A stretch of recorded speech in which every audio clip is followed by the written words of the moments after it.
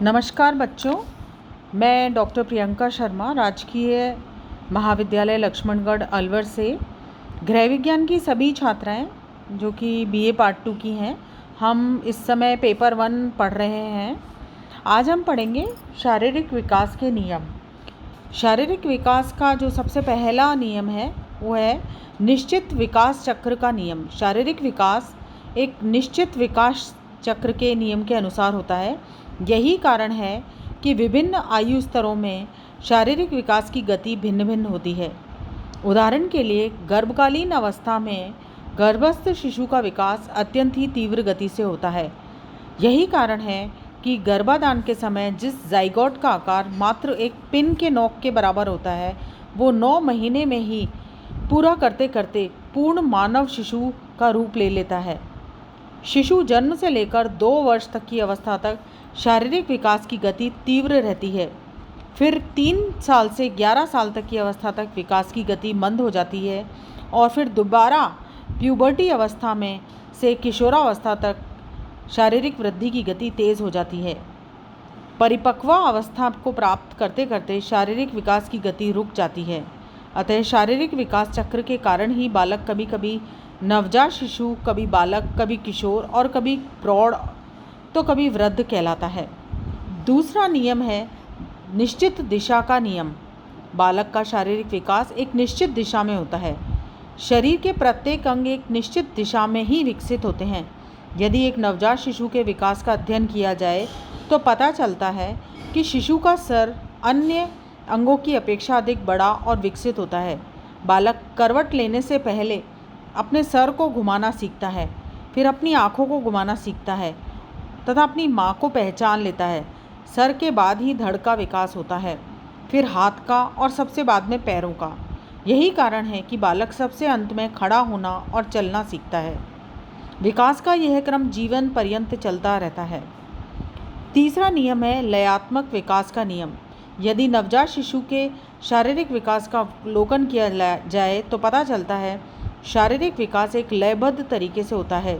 जन्म से लेकर 2 साल तक की अवस्था तक शिशु की वृद्धि और वज़न जो है तीव्र गति से होता है। वज़न में वृद्धि तीव्र गति से होती है। फिर 3 से 11 साल तक की अवस्था में जब शिशु वय संधि को प्राप्त नहीं होता तब तक शारीरिक विकास की गति मंद हो जाती है। 11 से 15 साल की आयु में पुनः उसकी वृद्धि तीव्र गति से होती है। चौथा नियम है निश्चित अनुपात का नियम। यदि हम एक सुंदर स्वस्थ युवा व्यक्ति के शरीर का अवलोकन करते हैं तो पाते हैं कि उसके सभी अंगों में यथा नाक, आँख, कान, गला, कंधा, सर, पैर, कमर, पेट, पीठ, अंगुलियां एक निश्चित समानुपात में होती हैं। तभी वह एक सुंदर शारीरिक सौष्ठव वाला व्यक्ति दिखाई देता है। हाथ एवं पैरों का एक निश्चित अनुपात होता है।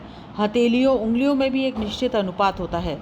तभी कोई भी जना जो है एक संतुलित शरीर वाला व्यक्ति बन पाता है। व्यक्तित्व का नियम। प्रत्येक व्यक्ति का शारीरिक विकास भिन्न भिन्न प्रकार से, भिन्न भिन्न गति से, भिन्न भिन्न समय पर होता है। यहाँ तक कि एक ही माता की कोख से जन्मे 2 भाई बहनों का शारीरिक विकास भी अलग अलग प्रकार से होता है। ये अंतर केवल लिंग भेद के कारण ही नहीं होता, अनेक कारण हैं जो इसके लिए जिम्मेदार होते हैं कि एक बालक गोरा है, दूसरा सांवला है, एक बालक लंबा है, दूसरा नाटा है, एक मोटा है, एक भारी है, दूसरा पतला है। सह संबंध का नियम। शारीरिक विकास के अंतर्गत न केवल बाह्य व आंतरिक अंगों का विकास आता है, बल्कि इसमें विकास के अन्य क्षेत्र जैसे मानसिक, बौद्धिक, संज्ञानात्मक, सामाजिक, भाषा विकास से भी घनिष्ठ रूप से संबंधित रहता है। जब बालक का शारीरिक विकास उत्तम रहता है तभी उसका मानसिक विकास अच्छा हो पाता है। एक कमज़ोर और बीमार बालक का मानसिक, बौद्धिक, सामाजिक विकास भी बाधित होता है। जब शरीर स्वस्थ रहता है तभी मन प्रफुल्लित रहता है। ऐसा होने पर ही सामाजिक और संवेगात्मक विकास भी सही प्रकार से हो पाता है। इस तरह से शारीरिक विकास में सह संबंध का नियम पाया जाता है। विभिन्न अवस्थाओं में शारीरिक विकास अलग अलग प्रकार से होता है। सबसे पहला आज जो हम पढ़ेंगे विकास वो है लंबाई। लंबाई का 3 चीज़ों का प्रभाव लंबाई पर पड़ता है। सबसे पहला होता है माँ का आहार। यदि गर्भकालीन अवस्था में माँ का आहार अच्छा नहीं है या माँ संतुलित और पौष्टिक आहार नहीं लेती है, प्रोटीन नहीं लेती है, तो बालक का वज़न और लंबाई दोनों ही कम होते हैं। शिशु की गर्भकालीन क्रियाशीलता।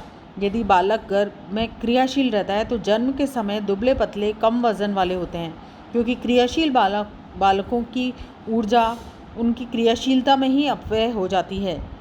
आर्थिक स्थिति। जो माता पिता जिनकी आर्थिक स्थिति अच्छी नहीं होती है, उनकी माँ का स्वास्थ्य भी अच्छा नहीं रहता है, क्योंकि उनकी माँ आहार में सभी पौष्टिक तत्व नहीं ले पाती है, जिसके कारण बालक का वज़न और लंबाई भी कम रहती है। लंबाई विभिन्न अवस्थाओं में अलग अलग प्रकार से होती है। सबसे पहले नवजात शिशु के अंदर जन्म के समय नवजात शिशु की लंबाई लगभग 19 से 20 इंच तक होती है, परंतु वंशानुक्रम और वातावरणीय कारकों के कारण इसमें भिन्नता हो सकती है। वह है शिशु जिसका जन्म से समय से पूर्व हो जाता है, उनकी लंबाई 16 से 17 इंच तक होती है। ऐसा भी देखा गया है जन्म के समय लड़कों की लंबाई लड़कियों की अपेक्षाकृत थोड़ी सी अधिक होती है। बचपना अवस्था या 0 से 2 ईयर्स का जो समय है, जिसको बेबीहुड कहा जाता है, उस समय शारीरिक वृद्धि और विकास सबसे तीव्र गति से होता है। इस समय बालक की लंबाई में वृद्धि बहुत तेज़ी से होती है। 4 महीने का बालक 23 से 24 इंच का होता है। 1 साल का होते होते वो 28 से 30 इंच तक लंबा हो जाता है। पूर्व बाल्यावस्था, जिसको अर्ली चाइल्डहुड भी कहते हैं, 2 से 6 साल तक की अवस्था होती है। इस अवस्था में शारीरिक वृद्धि कुछ मंद हो जाती है। बालक की लंबाई धीरे धीरे बढ़ती है। औसतन लगभग 7.5 सेंटीमीटर से 8 सेंटीमीटर की दर से हर साल बच्चों की लंबाई बढ़ती है। 2 से 6 साल के बालक बालिकाओं की लंबाई में यौन भिन्नता के कारण कुछ विशेष अंतर दिखाई नहीं पड़ता, वे समान रूप से बढ़ते हैं। उत्तर बाल्यावस्था या लेट चाइल्डहुड जिसको बोलते हैं, जो कि 6 से 12 साल तक की होती है, इस अवस्था में भी बालकों की लंबाई धीमी गति से बढ़ती है। इस अवस्था में बालकों की लंबाई में प्रति वर्ष 2 से 3 इंच की वृद्धि होती है। इस आयु में लड़कियों की बढ़वार लड़कों की तुलना में अधिक होती है, अतः लड़कियां कुछ अधिक लंबी दिखाई देती हैं और लड़के कुछ कम लंबे दिखाई देते हैं। धन्यवाद।